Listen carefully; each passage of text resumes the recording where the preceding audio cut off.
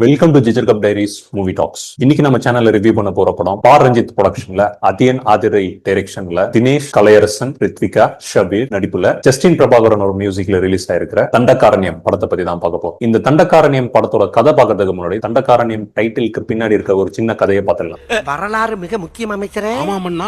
தண்டகாரண்யம் அப்படின்றது ராமாயணத்துல இஷ்வாகுவோடைய வம்சத்துல பிறந்த கடைசி மகனான தண்டனுக்கு அவரு ஆட்சி செய்ய கொடுக்கப்பட்ட இடம் தான் தண்டகாரண்யம். தண்டன்னா தண்டனை, ஆரண்யம்னா காடு. அப்படி ஆட்சி செய்துட்டு இருக்கிற தண்டன் அவரோட குருவோட மகள் மேல காதல் கொள்றாரு. ஆனா அந்த மகளுக்கு அதுல விருப்பம் இல்லை. ஆனாலுமே அவரு அவங்கள போர்ஸ் பண்ணும்போது அவங்க தந்தை கிட்ட அவரோட குரு கிட்ட போய் அவங்க கம்ப்ளைண்ட் பண்றாங்க. கோபமாகிற அந்த குரு அவருக்கு ஒரு சாபம் கொடுக்கிறார். அந்த சாபம் என்னன்னா தண்டன் 7 நாள்ல இறப்பான் அப்படின்னு சொல்றாரு. அதே போல தண்டனுமே மர்மமான முறையில 7 நாள்ல இறந்து போறாரு. அந்த காடுமே அழிஞ்சு போகுது. இதுதான் தண்டகாரண்யம் டைட்டிலுக்கு பின்னாடி இருக்க ஒரு சின்ன கதை. இந்த காடு அப்படின்றது கிட்டத்தட்ட சத்தீஸ்கர், மகாராஷ்டிரா, ஒடிசா, ஆந்திரா போன்ற மாநிலங்களை கவர் பண்ற 90,000 சதுரடி கவர் பண்ற வனப்பகுதின்னு இது சொல்லப்படுது. இப்போ நம்ம இந்த படத்தோட கதைக்கு வரும்.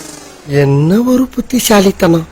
பார் ரஞ்சித் ப்ரொடக்ஷன்ல இருந்து படம் ரிலீஸ் ஆகும்போது நம்ம எல்லாருக்குமே அந்த படம் எதை பத்தி பேசும் அப்படின்றதுல ரொம்ப நம்ம தெளிவா தான் இருக்கும். இந்த படம் பேரலா 2 விஷயங்களை கவர் பண்றாங்க. ஒன்னு, ட்ரைபல்ஸ் கிட்ட பவர் பாலிடிக்ஸ் எப்படி பிளே பண்றாங்க அப்படின்றத பேசுறாங்க. இன்னொரு பக்கம் நக்சலைட் ஸ்கேம் அப்படின்றது நம்ம கொஞ்ச நாள் முன்னாடி கேள்விப்பட்டிருப்போம். இதெல்லாம் ஒரு டாக்குமெண்ட்ரியாவும் வந்திருக்கு. 2012, 2013 ஒரு டாக்குமெண்ட்ரியாவும் ரிலீஸ் பண்ணிருக்காங்க. நக்சலைட் ஸ்கேம் அப்படின்றது கவர்மெண்ட் எப்படி அதுல பிளே பண்ணாங்க அப்படின்றது ஒரு டாக்குமெண்ட்ரியாவும் ரிலீஸ் ஆயிருக்கு. அதையும் ரெஃபர் பண்ணி தான் இந்த படம் ஒரு ரியல் லைஃப் இன்சிடென்ட், ஒரு கற்பனை கதாபாத்திரங்களோட 2 கதையுமே சேர்த்து எழுதப்பட்ட ஒரு கதையை தான் இந்த படம் ரிலீஸ் பண்ணிருக்காங்க. இந்த படத்தோட ஆக்டர்ஸ் அதை டீசென்டாவும் பண்ணிருக்காங்கன்னு தான் நான் சொல்லுவேன். படம் பாக்குறப்ப எனக்கு இன்னொரு எதிர்பார்ப்பு என்ன இருந்ததுன்னா, கலையரசன் இந்த படத்தோட கிளைமேக்ஸ்ல உயிரோட இருப்பாரா இல்ல செத்துருவாரா அப்படின்றது தான் ஒரு எக்ஸ்பெக்டேஷனா இருந்தது. அது என்ன நடந்தது அப்படின்னு கடைசியில சொல்றேன். ஓப்பனிங்ல கரெக்டாவே செட் பண்றாங்க. 2 கதைக்கான கான்டெக்ஸ்ட் கரெக்டா செட் பண்றாங்க. அது அதர் பாசிட்டிவான விஷயம் என்னன்னு பார்த்தோம்னா, சினிமாட்டோகிராஃபி, அந்த வனப்பகுதியும் சரி, அந்த நிலப்பகுதியும் சரி, அந்த ட்ரைப்ஸ் மக்களோட வாழ்க்கை முறையும் சரி, அதை கிளீனா நமக்கு டிராவல் பண்ணி அதை காட்சி அமைச்சிருக்காங்கன்னு தான் சொல்லணும். ஜஸ்டின் பிரபாகரனுடைய பேக்ரவுண்ட் ஸ்கோரா இருக்கணும், பாட்டுமே நமக்கு கொஞ்சம் அந்த படத்தோட சேர்த்து டிராவல் ஆகிற மாதிரி தான் இருக்கு. ரீசெண்டா இன்னொரு நம்ம ஒரு விஷயம் சொல்லணும் அப்படின்னா, இந்த மாதிரி படங்கள்ல இன்னொரு மியூசிக் டைரக்டர் நம்ம இளையராஜா சாரும் அதுல சேர்ந்துட்டாரு. ஏன்னா இந்த படத்துலயும் இளையராஜா சாரோட மியூசிக், இளையராஜா சாரோட பாடல்கள் இங்கேயும் வருது. அது நமக்கு டிராவல் ஆகிறது புரியுது. இந்த படத்தோட ஸ்கிரீன் பிளே தான் இந்த படத்துக்கு ஒரு பிரச்சனை. இந்த 2 ஸ்டோரிஸ்மே 2 கேரக்டர்ஸ் மூலமா நம்ம சொல்லணும் அப்படின்னு அவங்க நினைச்ச விஷயம் கரெக்ட் தான். அது எஃபெக்டிவா ஸ்கிரீன் பிளே மோட்ல வந்திருக்கான்னு கேட்டா இல்லன்னு தான் சொல்லுவேன். ஏன்னா படம் நமக்கு 2.25 மணி நேரம் ஓடுற படம் தான். ஆனா ரொம்ப லாங்கா ஓடுற ஒரு அயற்சியை நமக்கு ஏற்படுத்துது. அதனாலே இந்த படம் என்ன இது எப்போ முடியும் அப்படின்ற ஒரு ஃபீல்ல நமக்கு கொடுக்குது. சிம்மாசனத்தில் 1 மணி நேரம் அசந்து தூங்கி விட்டாயாமே.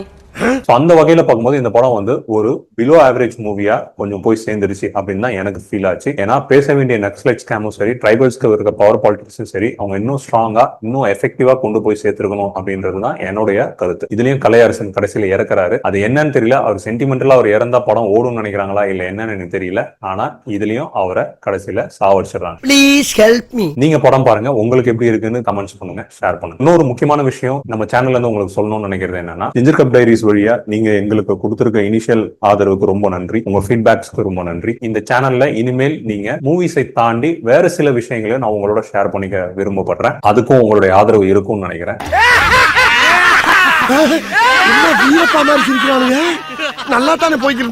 சேனல் பிடிச்சிருந்ததுன்னா அகைன் சப்ஸ்கிரைப் பண்ணுங்க, உங்க ஃப்ரெண்ட்ஸ் அண்ட் ஃபேமிலிஸ்க்கு ஷேர் பண்ணுங்க. மீண்டும் உங்களை அடுத்த ஒரு டாபிக், அடுத்த ஒரு கண்டென்ட்டோட மீட் பண்றேன். நன்றி, வணக்கம்.